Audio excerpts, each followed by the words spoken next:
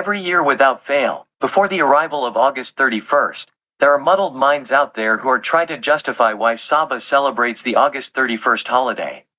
However, they may term it Sabah Independence Day or Sabah Day. The reality is to legitimize Sabah celebrating Malaya's Independence Day. All this talk about Sabah Independence Day or Sabah Day is just a ruse to confuse the people in Sabah.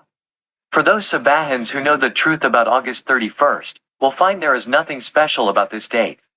The confusion started from the wrong interpretation on what was written in the Borneo Times front page in 1963 by the governor, Sir William Good, which actually meant for the 16th of September 1963, the day that Sabah come into existence, by changing her status from the colony of North Borneo into the state of Sabah. Therefore, Sabah Day is therefore the 16th of September 1963.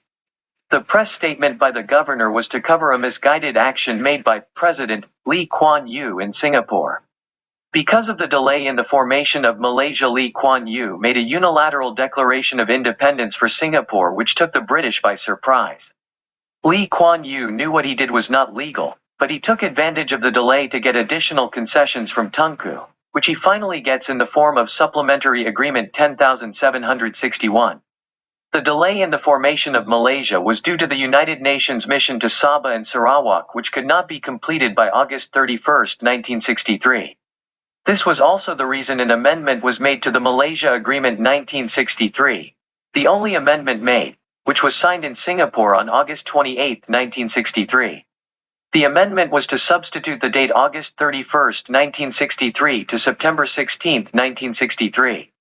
The delay on the formation of Malaysia has been taken by Lee Kuan Yew as an advantage to push the Federation of Malaya to sign the Supplementary Agreement 10,761, by leveraging on unilateral declaration of independence, which Lee Kuan Yew knows is invalid.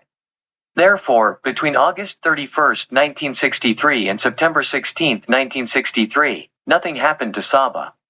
There was no independence, there was no self-government. This only started after September 16, 1963.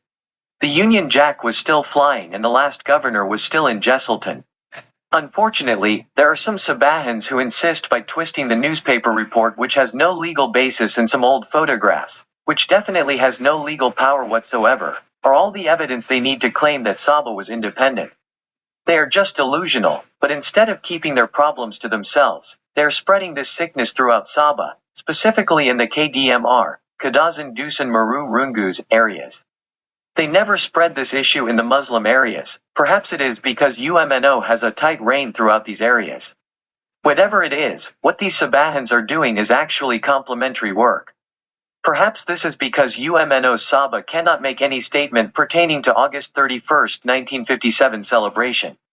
Their assertion is not based on facts or valid documents because their objective is not to spread the truth about the Malaysia Agreement 1963, rather to use the sentiments of the people to misdirect them and to justify something that is historically wrong.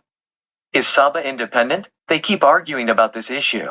What they want to believe and what is reality has no meaning to them. If only they care to read one particular page from Series B Volume 8, British Documents on the End of Empire, titled Malaysia, edited by A.J. Stockwell, which stated, "Therefore, by claiming Sabah is independent, then these delusional people must have a document which I may not have seen before." Or perhaps this is a massive cover-up to 54 years of deception so that Sabahans willingly celebrate Malaya Independence Day and the people unknowingly confirm Sabah as a Malaya colony and not a partner in the formation of Malaysia. After these revelations, I hope more people will see the light rather than being led astray by deceit and darkness.